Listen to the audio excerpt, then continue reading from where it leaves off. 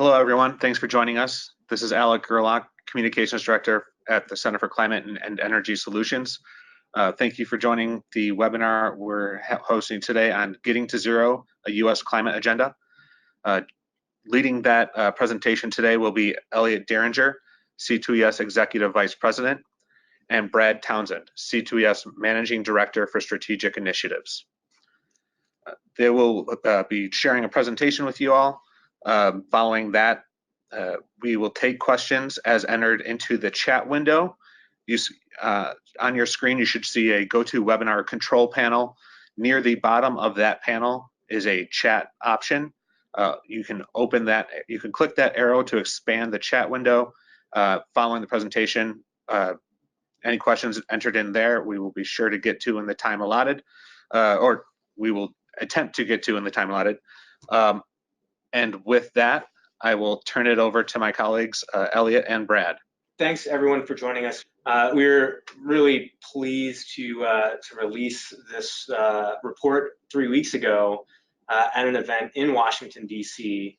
As Alec mentioned, the report called Getting to Zero, a U.S. Climate Agenda. We're also, as Alec noted, pleased to have this opportunity today to provide you with an overview of this comprehensive new agenda.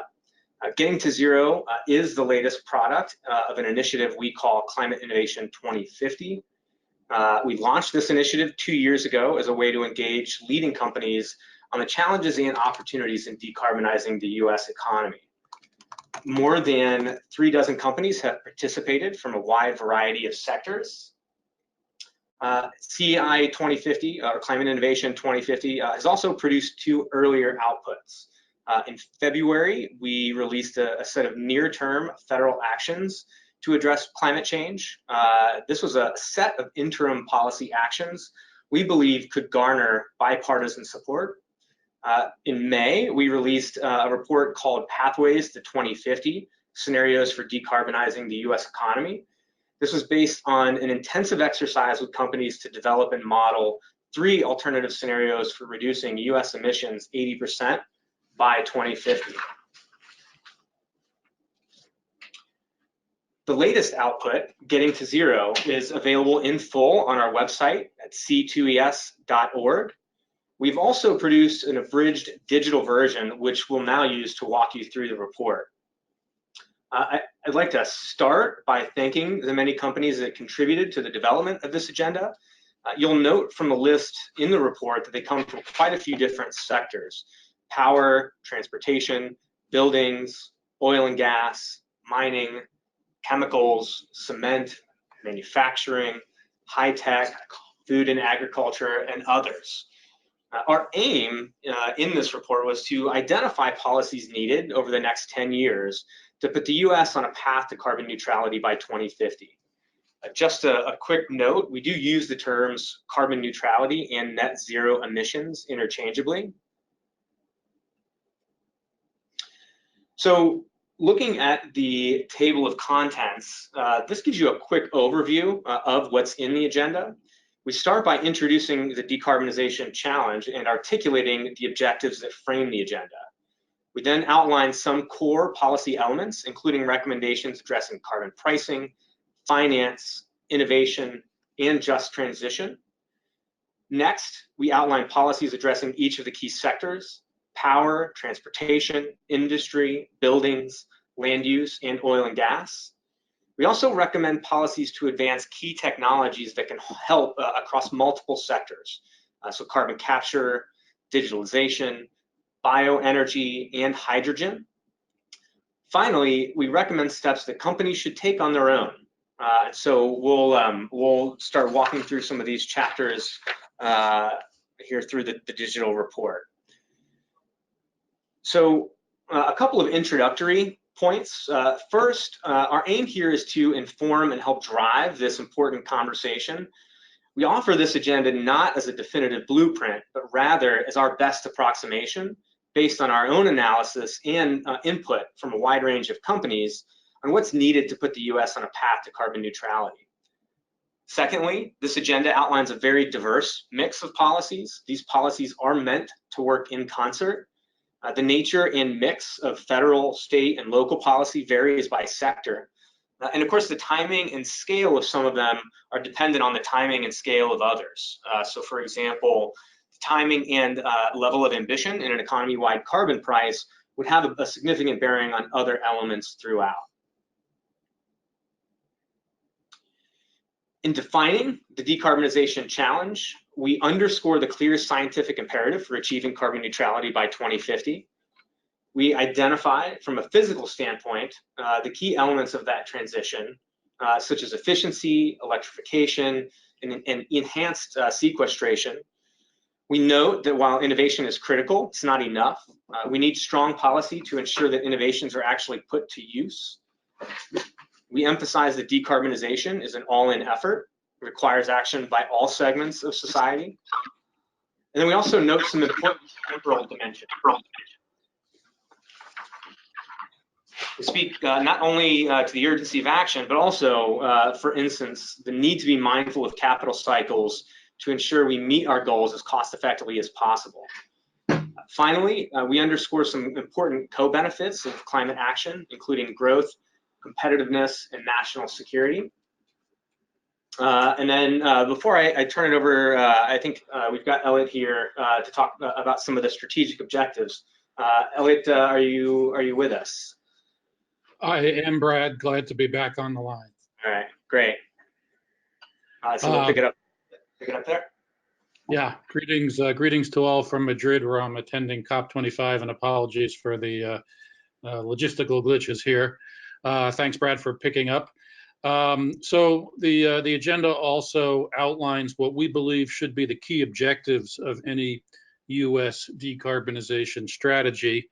These include achieving net zero emissions no later than 2050, strengthening America's global leadership, taking a technology inclusive approach, protecting and enhancing U.S. competitiveness and energy security, ensuring an equitable transition, and providing certainty to drive long-term investment.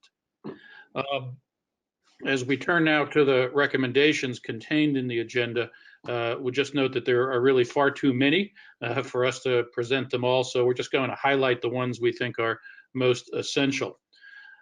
Here we outline policies addressing 4 overarching needs: the need for a long-term policy framework, the need to drive innovation, the need to mobilize finance, and the need to ensure a just transition. As a foundation for a U.S. decarbonization strategy, we recommend that Congress establish a national goal of making the U.S. carbon neutral no later than 2050 and establish an overarching statutory framework. This framework should vest the president with statutory responsibility to direct efforts across the federal government to achieve the 2050 goal and to review progress every 4 years. We also recommend that Congress establish some form of economy-wide carbon pricing. Rather than recommend a particular approach, we identify 3 options here. The first is a carbon tax, the second is a cap and trade program, and the third is a system of tradable performance standards. I'd refer you to a paper we published just a couple of weeks ago for more details on this third approach. We also outline some principles that we believe any carbon pricing program should adhere to, and those include addressing competitiveness concerns, particularly for energy-intensive trade-exposed industries, allowing for the continuation of equivalent state programs, and also providing backup regulatory authority in case we are not on track to meeting our targets. We offer a number of recommendations to help mobilize climate finance. We recommend that Congress direct the Securities and Exchange Commission to require public companies to disclose material climate-related financial risks. We also recommend that the Federal Reserve integrate consideration of climate-related risks into the periodic stress testing required of major financial institutions. And to better leverage private finance, we recommend the creation of a national green bank. The agenda also offers recommendations to help ensure a just and equitable transition to carbon neutrality. We recommend that climate policies include mechanisms to minimize any cost burden on low-income households. And we recommend that Congress support the development of new industries in regions that have been economically dependent on high carbon industries and will be disadvantaged in the transition to carbon neutrality. And I'm going to hand back to you now, Brad. Thanks, Elliot. In innovation, we recommend that the White House-led effort include the development of a low-carbon innovation agenda to drive and coordinate efforts across the government. To fund that effort, we recommend that Congress, ramp up funding for climate-related R&D to $20 billion a year by 2030, with $2 billion of that going to ARPA-E, the Advanced Research Projects Agency for Energy. And then additionally, that they allocate $50 to $100 billion over the next decade for high impact demonstration projects. We recommend steps to improve the efficiency and effectiveness of federal R&D efforts that include better and more effective and close partnership with the private sector. We outline innovation priorities in key research areas as well.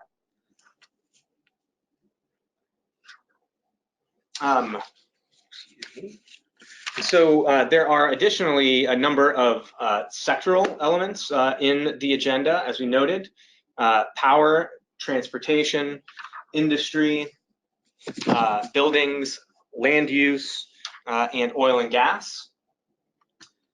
In the power sector, we think robust carbon pricing should really be the principal policy driver here. However, we also recommend tax credits for a range of zero carbon generation sources, including offshore wind and nuclear. We recommend steps that Congress and the Federal Energy Regulatory Commission can take to develop climate critical infrastructure.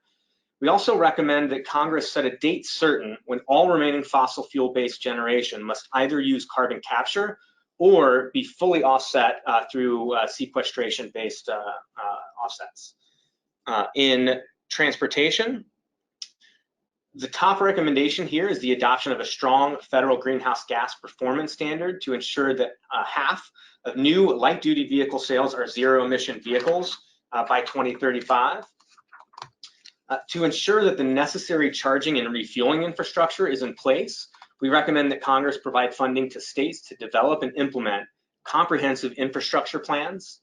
We also recommend steps that state and local governments can take to provide a broader array of low and zero carbon mobility options, and additionally recommend steps to reduce emissions from freight, aviation, and the maritime sector. In industry, industry is a particularly challenging sector given the inherent nature of many industrial processes and the very large quantities of thermal energy they require. So we recommend increased R&D funding to help develop alternative manufacturing processes and renewable thermal technologies.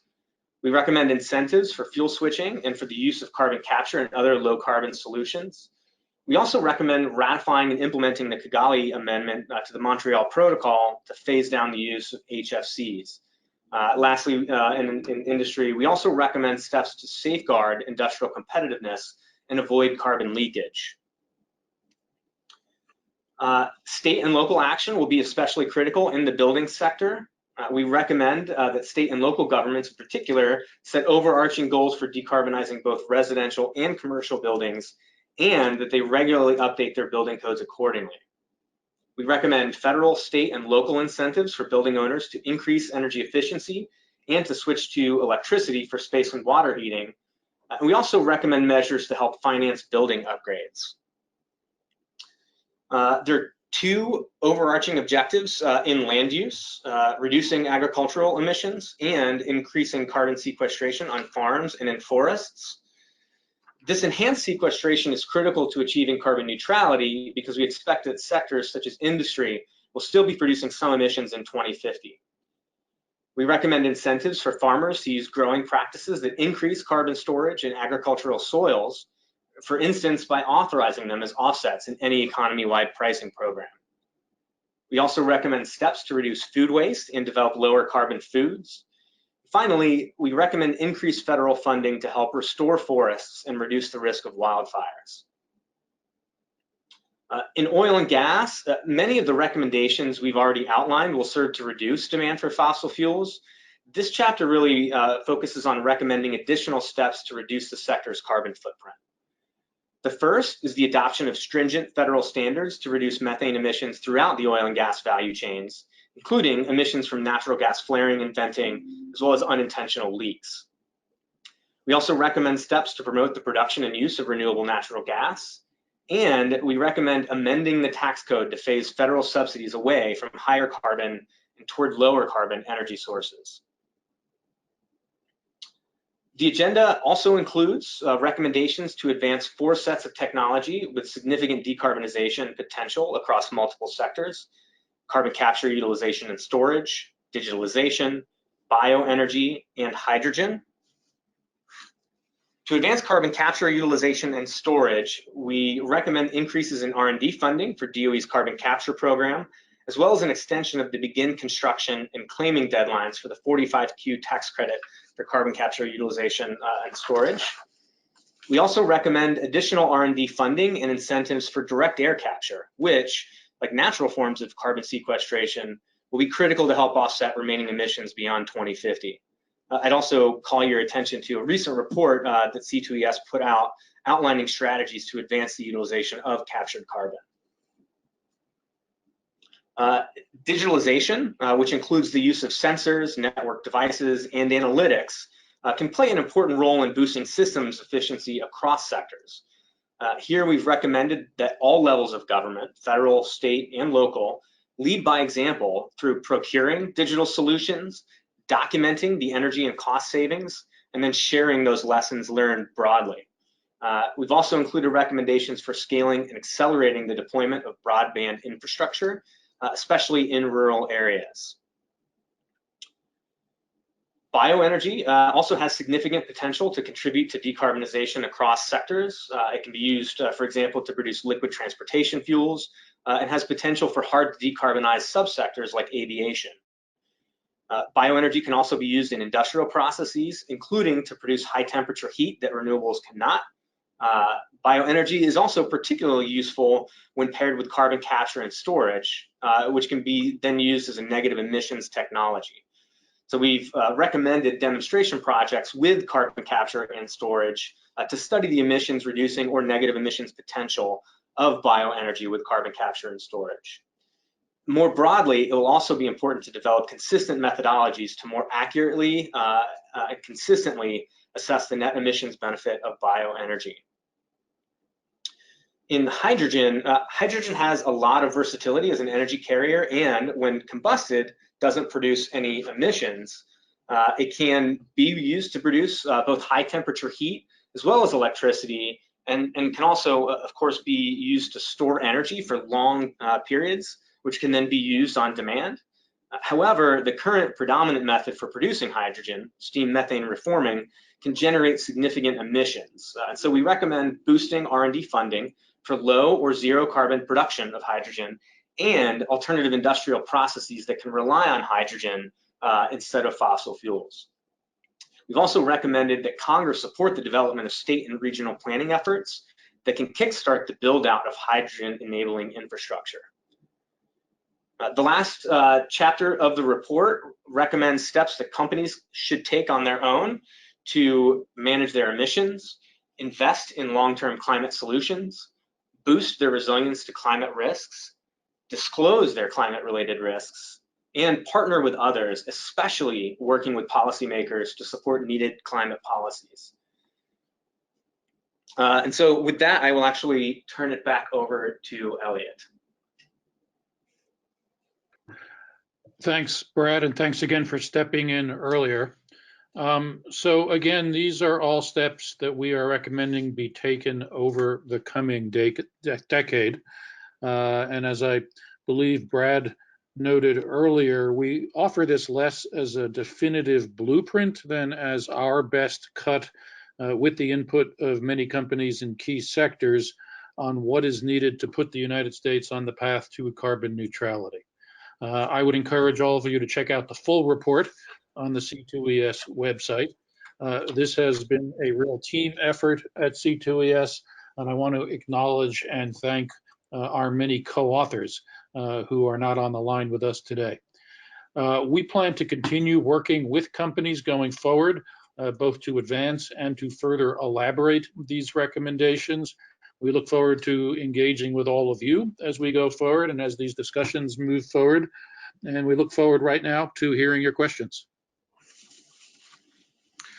And this is Alec again. As a reminder, to ask a question, you can use your GoToWebinar control panel on your screen.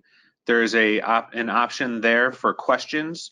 Clicking the arrow will expand that window and you can enter your question in that prompt. With that, we do have a first question from Martin Kushler. He shares, I applaud your work here, but was concerned to see a lack of any focus on a utility role in advancing energy efficiency. State policies to require utilities to provide energy efficiency programs to their customers have been one of the most effective approaches to achieving energy efficiency. Please consider adding a policy recommendation. Yeah, so I'll jump in there. So we actually do include some of that in the building sector, in addition to what has been referenced in the power sector. And I think the majority of those recommendations in terms of building efficiency are to be found in buildings. Additionally, there are some recommendations around industrial efficiency in that sector. I think, obviously there are a number of other policy levers available to drive energy efficiency, and we've, I think, tried to capture some of the most high impact of those in the report. Codes and standards being, I think, the most prominent example of that in the building sector, as well as in digitalization, as we talk about trying to leverage government procurement as a way to help drive market awareness around the potential benefits. Our next question comes from Colin Cunliffe. On hydrogen, what are near-term opportunities for expanding use of low-carbon hydrogen in decarbonization efforts? So that's a question that I'm sure Colin could probably actually answer more definitively than we can here. But as I think we noted, there are a number of different applications that hydrogen can be utilized for. I think in particular, thinking about both the power sector as well as the industrial sector seem to be the most immediate opportunities. And so, as I mentioned earlier, not just providing electricity, and certainly hydrogen as a liquid fuel can be used in that application, but as storage, and then also I think we C2ES in partnership with David Garner and Associates take part in something called the Renewable Thermal Collaborative, which is exploring the use of renewable technologies, including hydrogen, to produce industrial heat. And I think that's a particularly promising application, in addition to, I think, the more well-known applications in transportation, in particular thinking about fuel cells. And so I think we've got some recommendations that speak to those opportunities in the hydrogen chapter. Our next question comes from Kellen Belcher. What is meant by sequestration-based emission offsets? Why is it that those offsets alone should be used after 2050? Brad, I'm happy to jump in here. I mean, you can, one source of offset is purchasing credit for an emissions reduction that somebody else has achieved. And that's a common source. What we are emphasizing post 2050 is that the only offsets that should be applied toward meeting a carbon neutrality goal are those that actually result from carbon withdrawals from the atmosphere, not a reduction in emissions that would otherwise occur, but an activity that actually removes carbon from the atmosphere, either by enhancing sequestration in forests or in the soils, or through technological means, for instance, through direct air capture. So simply purchasing a reduction will not get us to a full net zero balance. If we are continuing to emit, we need to balance those emissions with withdrawals. Our next question comes from Denise Schleiner. What is your view of putting a price on carbon as a way of accelerating the move away from fossil fuels? Certainly one objective of a carbon price would be to disfavor carbon-heavy energy sources in the economy. Another objective would be to incentivize technologies that help to capture the emissions from any continued use of fossil fuels. So the objective here is to reduce the carbon footprint that reaches the atmosphere. And one way to do that is to reduce your use of fossil fuels. And many of the recommendations across this report will do that, whether in the transportation sector, in the buildings sector, in the industry sector, or in the power sector. But we also are offering recommendations to encourage the use of technologies like carbon capture to ensure that we are able to capture and store emissions from any remaining use of fossil fuels. We haven't seen any compelling analyses that suggest that by mid-century we will no longer be relying to some degree on fossil fuels, which is why we offer both recommendations to reduce the consumption of fossil fuels where possible, and to ensure that the remaining emissions are either captured or offset. Our next question comes from Antonia Boulard. Have you estimated the amount of public and private spending that will be required for R&D, investment in new technologies, and higher operating costs? Yeah, so there are a few things here. So in terms of developing the level of R&D funding that was included as part of the recommendation, this is roughly derived from both tracking and continuing out the growth that the mission innovation commitment, which if folks would recall, was the agreement reached in Paris in tandem with the Paris Agreement for the 20 countries at the time, it's not 21, to double their energy R&D or low carbon R&D funding by 2021. If you track that out to 2030, that's a little bit more than 20 billion a year. And then likewise, roughly doubling the current expenditure across the federal government on climate research, science and technology both would land you just over 20 billion as well. So that's sort of where those numbers were derived, which is sort of indirectly respond to the question about what the actual, sorry, could you scroll back up so I could see sorry, so the required R&D for investment of new technologies and higher operating costs, we didn't conduct that kind of an analysis as part of this effort. Obviously, there are a number of variables included there, and not the least of which is the intensity of certain policies such as carbon pricing and how that would sort of trickle downstream dependent upon some of the variables there. Okay. Our next question is on BECCS from Karen Peterson. It is not actually true that bioenergy with carbon capture and storage yields negative emissions. That would require the production of bioenergy crops to be a carbon neutral process, which is not the case. This is a very important distinction. Even the CCS system used by ADM at their ethanol fermentation plant in Illinois is not even carbon neutral, let alone carbon negative, and that plant cost over $60 million. So I think that's a very important point. Certainly in the agenda, we don't make the argument that BECCS are currently a viable technology. I think at the same time, C2S generally takes a technology inclusive approach.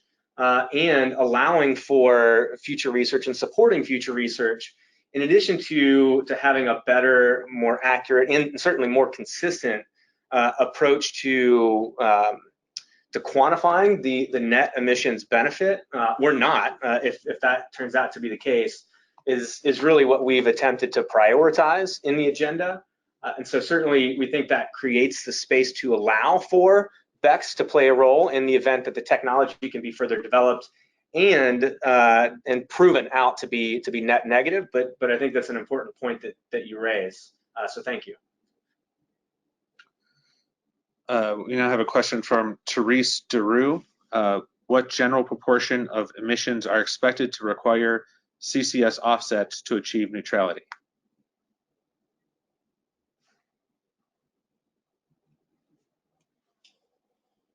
Again, as Brad was saying, we haven't done a full quantitative analysis of the kind of results you would hope to see from this set of policies. We've done some modeling in the earlier scenario exercise that we undertook with companies, and it shows that by 2050, we are relying on carbon capture to offset, not offset, but to capture emissions. And I think that is most heavily in the industrial and power sectors. But without digging out the numbers, and we can try to do that in the course of the webinar and come back to you on that. I couldn't offer specific numbers. I don't know if you have those off the top of your head, Brad. No, I don't. I mean, there are certain things that we know. So, for example, many of the companies in the industrial sector have set some targets for their emissions for short-term emissions reduction. So, I think, for example, Lafarge-Holcim, who is a cement manufacturer, set a 30% reduction goal by 2030. I think that gives you sort of a sense of what they see as viable in the near term. But in terms of what that looks like by 2050, I think there are a lot of unknowns around the technology at this point still that would need to be answered to have a more definitive answer for you. Our next question comes from Matthew Morey. Can you please talk more about strategies for encouraging zero emission vehicle deployment? Sure. Thanks, Matthew. So the way that we have tried to sort of establish or create a framework for deploying ZEVs is to really think about both making sure that the infrastructure is in place to enable broader consumer adoption, as well as making sure that there are both incentives for consumers, as well as a regulatory framework for the auto manufacturers to sort of be pushing on this at all ends. And so, as I mentioned in the sort of overview, the chief recommendation there is the development of a greenhouse gas performance standard that would require that would ensure rather that half of new light duty vehicle sales would be zero emission vehicles by 2035, which is really aimed at getting at the stock turnover question. So given that most light duty vehicles are on the road for 10 to 15 years, it's really important that by 2035 we've seen a really significant expansion of the deployment of those vehicles. And so, having a standard in place that would ensure that is a key driver. But then also making sure that it's not just the vehicle manufacturers producing those vehicles, but also that we're incentivizing consumers to buy them. And so the combination of tax incentives, and I think importantly, making sure that those are available as a point of sale rebate and not simply a tax credit, really I think speaks to some of the affordability questions, and making that tax credit and therefore electric vehicles or zero emissions vehicles, I should say, accessible more broadly is an important element in the strategy. Lastly, I would just flag that decreasing emissions from the transportation sector, I think obviously, even passenger transport, I think is a lot more or also is about a lot more rather than just ZEB deployment. And so, we really try to stress alternative mobility, public transit as well. And so I think those are important elements that I'd direct you to. Our next question comes from Philip Ball. Can you talk more about geothermal power, electric and heat in your report? If not, why was it not considered for more industry, power, and oil and gas?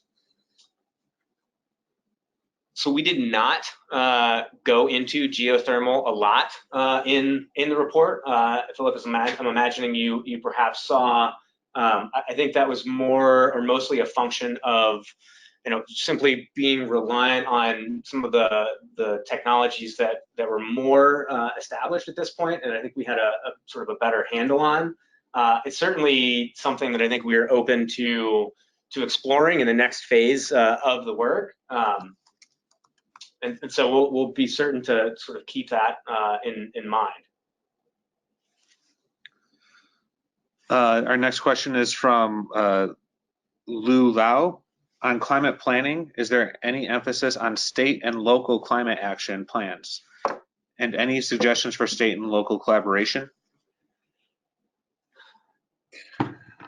So there are a number of recommendations for both state and local governments, as Brad mentioned in the context of advancing zero emission vehicles. One of the recommendations is states undertaking infrastructure plans, developing infrastructure strategies, receiving support from the federal government to do those and to implement them. There are certainly also recommendations for state and local both targets and codes and incentives to help reduce emissions in the building sector, both to encourage energy efficiency and to encourage greater reliance on electricity as opposed to direct combustion of fossil fuels. So those are a couple of the areas where we offer some specific recommendations for both planning and implementation at the state and local level. We have a question from Kurt Wells. Please elaborate on the third option referenced in addition to a carbon tax or cap and trade as a means of driving down carbon emissions. What is it and how would or could it be implemented? I think people may be most familiar with the concept of a clean energy standard in the power sector. This is, one form of that is a renewable portfolio standard that many states have in place already. A clean energy standard takes an expanded definition of the types of energy sources that would qualify to meet that standard. So in addition to renewable energy, that could include nuclear power, for instance, or power produced by fossil fuels with carbon capture. So that's a performance-based standard within the power sector. The concept of tradable performance standards is that you could adopt similar performance standards, or they would be drawn differently in different sectors, but establish performance standards within other sectors as well, and that you allow for trading within this system of standards, both within and across sectors. Again, I would refer you to a report that we put out just a couple of weeks ago, which elaborates on this concept. And Brad, I don't know if you've got something more to add there. No, I think that that covers it. Okay. Our next question comes from Alexis Cooley. When considering sector goals, do you see a role for environmental service providers that are already regulated, such as wastewater and drinking water?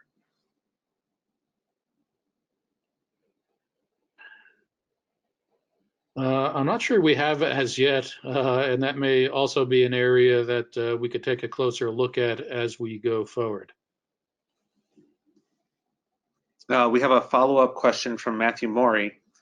Can you please comment more on strategies for encouraging alternative mobility practices and more availability of public transportation? Sure, thank you. So in the report, we mentioned a few things specifically. So for example, the Complete Streets program, which the Department of Transportation is working with cities across the country And at the moment, more than 1,300 cities have adopted some manner of those policies. So, for example, in Seattle, they've designated arterial streets to serve specifically freight transportation. There are dedicated spaces for alternative modes of transportation. And they've also undertaken a serious effort to boost safety that's increased public willingness to walk and bike. And so certainly there are some strategies there that I think are worth highlighting. Additionally, there are a lot of land use and sort of zoning questions here that I think are important that we note in the report. And there are also, I think, a variety of other strategies that are being explored through programs like the Smart Cities Challenge. And so a few years ago, the Department of Transportation issued a competition, actually, or had a competition. I think 72 or 82 cities applied for that. Columbus, Ohio actually was the winner, and used that $40 million grant from DOT to attract some private funding as well, and has launched a number of unique sort of programs for EV infrastructure development and procurement of zero emissions vehicles. They're doing a lot of interesting sort of business entrepreneurship support around shared mobility models, et cetera, that are also important, I think, learning opportunities. And I would just flag in conversations that we had with folks at the city level in leading up to the development of this report, I think the key takeaway here is that localities really need to be sort of not just at the table, but leading those discussions, as they really have the best understanding of the needs of the local community and what assets are available to help serve those needs. So I would center those folks in any conversation about local mobility. Our next question comes from Mara Elana Bernstein. It doesn't seem like Congress would take this type of leadership. Do you agree or disagree?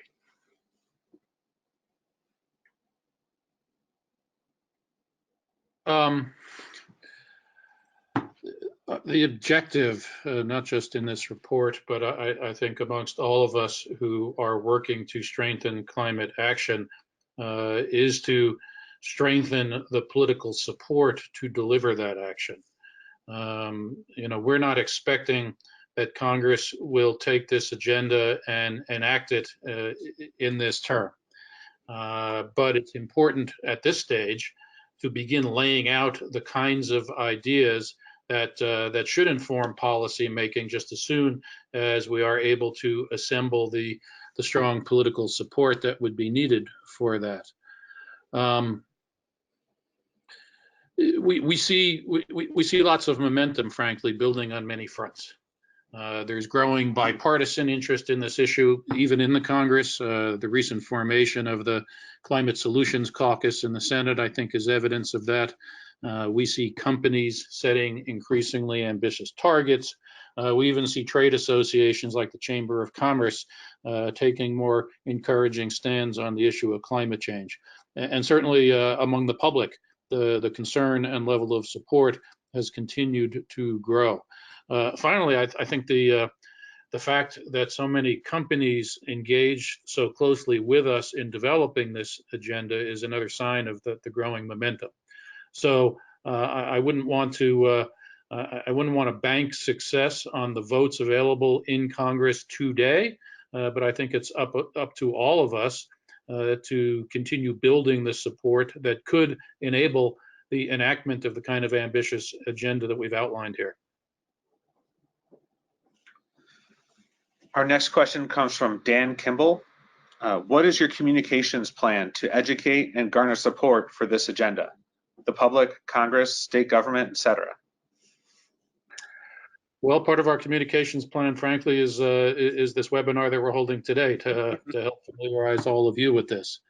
A major objective with this initiative is to engage business voices. And I think we've already met with some success here on that. There were a couple of dozen or so companies that you'll see acknowledged in the report as having contributed to the development of this agenda. Many of these companies have accompanied us in briefings that we've offered to congressional staff, and we fully expect that they will continue to engage with us as we bring these recommendations to the attention of other policymakers, both in Washington, but also at the state and local level. So, different organizations bring different tools to this effort. And one particular asset that we are working hard to deploy is the relationships that we've built with mainstream companies across the key sectors of the economy over time, and leveraging those relationships and the strong interest of those companies in climate action into the kind of political support that we need. I would also just add that as part of the Climate Innovation 2050 initiative, we will be hosting a series of regional roundtables throughout the country in 2020 to not just talk about the agenda, but also to further elaborate on the recommendations and to engage those stakeholders at the city and state level, but also businesses that maybe don't have as strong of a presence here in DC. Our next question comes from Richard Kazmanian. Efforts to reduce greenhouse gas emissions are often largely focused around energy sources. Given the importance of global greenhouse gas emissions from deforestation and agnostic nature of where the emission source is, what attention is given to, for example, achieving net zero supply chain deforestation? So great question. We agreed, I think, as we were scoping this report, that it couldn't just be focused on energy. And so I think that was one of the chief reasons that we wanted to focus a section of the report on land use in particular. And within the land use chapter, we do have a section on enhancing natural carbon storage. It did not get into net zero supply chain in terms of deforestation, although I think we do address that somewhat indirectly in the business leadership chapter through the need for companies to proactively manage their supply chains. But in terms of the natural carbon storage, I think in addition to making sure that it's available for use as an offset in any pricing program, there are a number of other steps that we have identified to help try to prevent land use conversion, and then also looking at things like smart growth, avoiding development in marginal lands, expanding cost share and tax incentives for private forest owners to avoid conversion. One of the sort of interesting elements that I think came out of this exercise in thinking about this. So for example, if you think about woody biomass, there are, admittedly, and this came up earlier, questions about the net sort of negative emissions footprint there. However, in the absence of a market for those products, what would likely to happen in the case of a private forest owner needing to generate income from that property, in the event that there was no market for those wood products, those lands would likely be cleared, which would have a tremendous negative impact in terms of that land use conversion. So we've tried to look at those pieces perhaps a bit more directly than supply chain deforestation or deforestation throughout the supply chain. But I think we've tried to address it in combination with this and the business leadership chapter.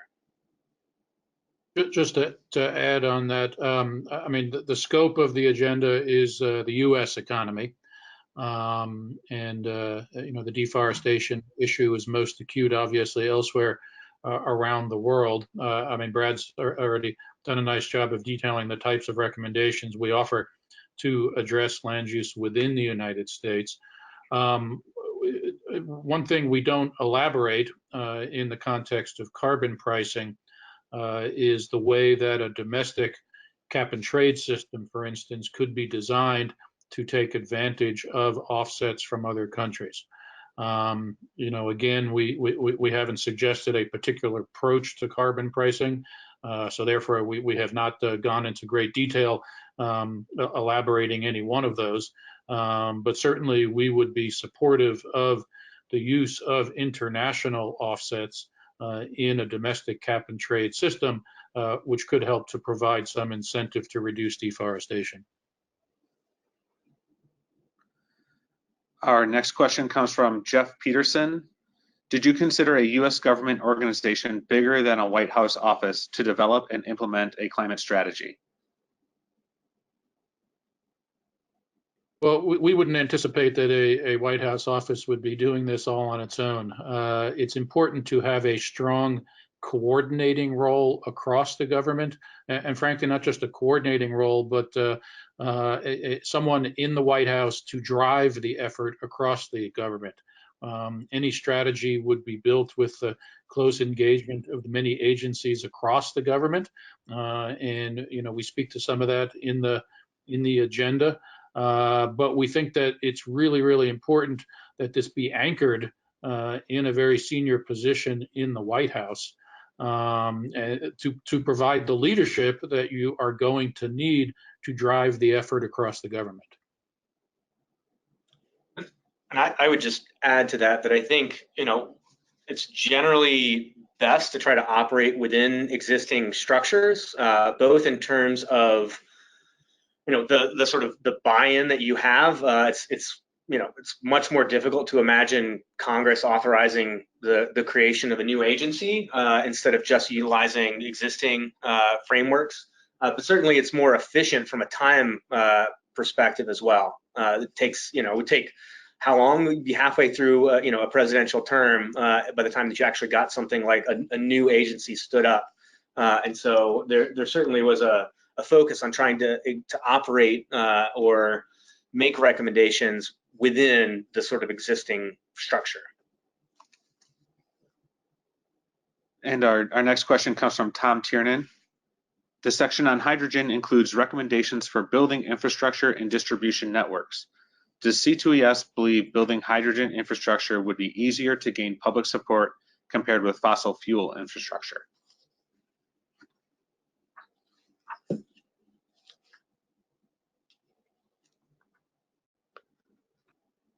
I'm not sure we've considered the question quite that way. I think that major infrastructure of any kind faces challenges, and certainly there is now organized opposition to fossil fuel infrastructure in particular. I'm not sure we've seen much indication as yet what the public receptivity would be to hydrogen infrastructure.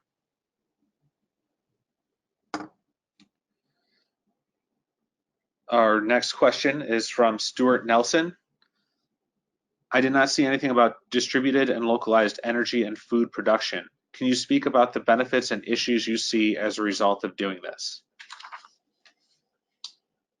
Yeah, so we didn't get very in-depth on or in-depth on those issues. I do think certainly there are benefits from a transportation perspective in terms of distributed and localized energy, and well, in terms of food.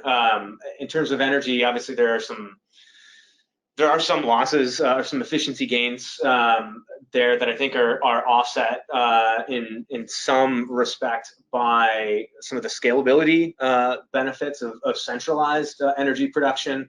Certainly, you likely see some of that in food as well. We didn't necessarily really dig into that. Certainly something that I think we would have an opportunity to look at more closely in the coming year.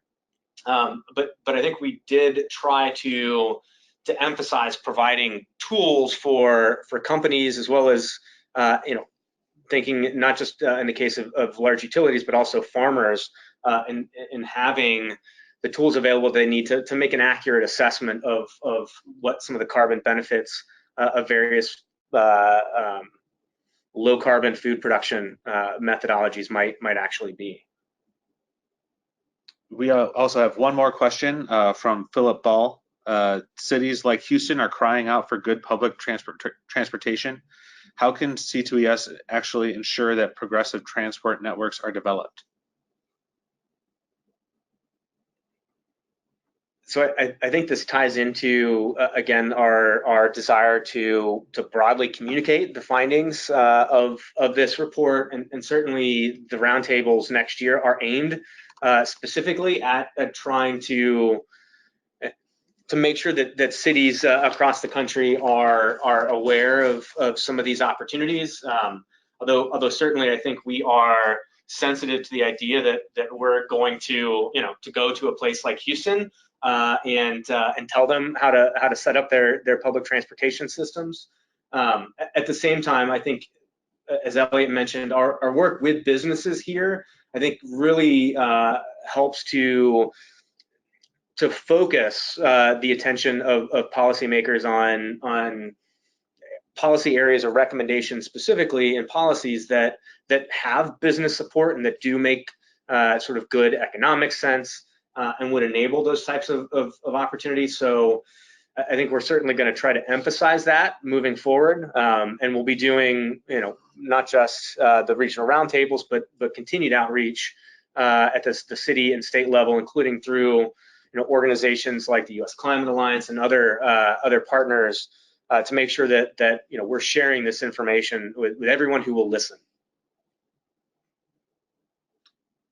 That is our last question. So I'll let Elliot and Brad make any final comments they have. Well, I just would like to thank everyone again for spending some time with us today. We appreciate the opportunity to share this agenda with you. We also appreciate the very good questions as well as suggestions. We will be taking all that on board. Just to sort of elaborate even further on the question of how we advance this agenda, I think we are in part relying on all of you. If you think that what we've offered up here is something worth sharing with others, we certainly encourage you to do that. And if you have suggestions for other organizations that we might want to reach out to help spread the word, we welcome those as well. So again, thank you, and we look forward to sharing further products of the Climate Innovation 2050 initiative and further opportunities to work with all of you to advance this agenda. Thanks, Elliot. And as a reminder to everyone, the full report, Getting to Zero, a U.S. Climate Agenda, is available at c2es.org. What you've seen today is a summary of that report. Please visit our website to explore further. And this presentation, as well as the audio, will be made available online within the next day. With that, thank you for joining us, and have a great afternoon or evening wherever you are.